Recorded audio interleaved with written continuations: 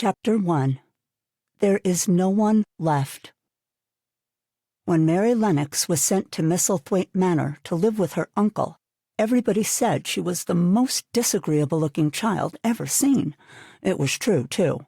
She had a little thin face and a little thin body, thin light hair, and a sour expression. Her hair was yellow, and her face was yellow, because she had been born in India, and had always been ill in one way or another. Her father had held a position under the English government, and had always been busy and ill himself. And her mother had been a great beauty, who cared only to go to parties and amuse herself with gay people. She had not wanted a little girl at all, and when Mary was born, she handed her over to the care of an ayah, who was made to understand that if she wished to please Mem Sahib, she must keep the child out of sight as much as possible. So when she was a sickly, fretful, ugly little baby, she was kept out of the way, and when she became a sickly, fretful, toddling thing, she was kept out of the way also.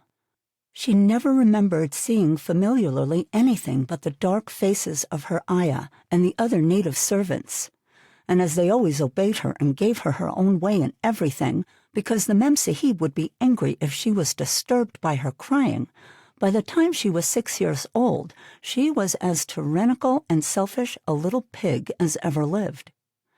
The young English governess who came to teach her to read and write disliked her so much that she gave up her place in 3 months. And when other governesses came to try to fill it, they always went away in a shorter time than the first one.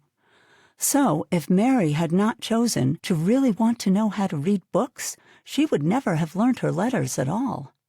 One frightfully hot morning, when she was about 9 years old, she awakened feeling very cross, and she became crosser still when she saw that the servant who stood by her bedside was not her ayah. "Why did you come?" she said to the strange woman. "I will not let you stay. Send my ayah to me." The woman looked frightened, but she only stammered that the ayah could not come, and when Mary threw herself into a passion and beat and kicked her, she looked only more frightened and repeated that it was not possible for the ayah to come to Missy Sahib. There was something mysterious in the air that morning. Nothing was done in its regular order, and several of the native servants seemed missing, while those whom Mary saw shrunk or hurried about with ashy and scared faces. But no one would tell her anything, and her ayah did not come. She was actually left alone as the morning went on, and at last she wandered out into the garden and began to play by herself under a tree near the veranda. She pretended that she was making a flower bed, and she stuck big scarlet hibiscus blossoms into little heaps of earth, all the time growing more and more angry and muttering to herself the things she would say and the names she would call Sadie when she returned. "Pig! Daughter of pigs!" she said, because to call a native a pig is the worst insult of all. She was grinding her teeth and saying this over and over again when she heard her mother come out on the veranda with someone.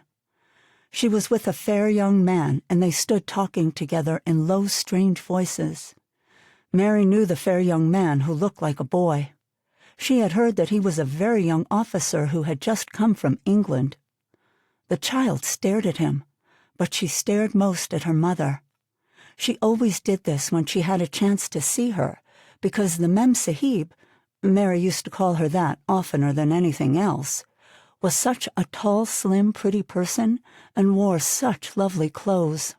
Her hair was like curly silk, and she had a delicate little nose which seemed to be disdaining things, and she had large laughing eyes.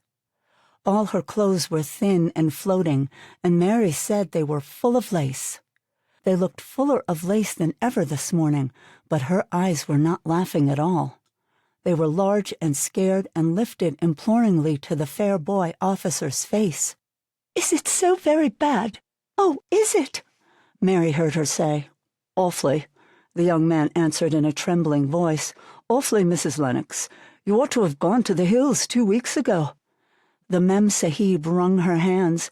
"Oh, I know I ought," she cried. "I only stayed to go to that silly dinner party. What a fool I was!"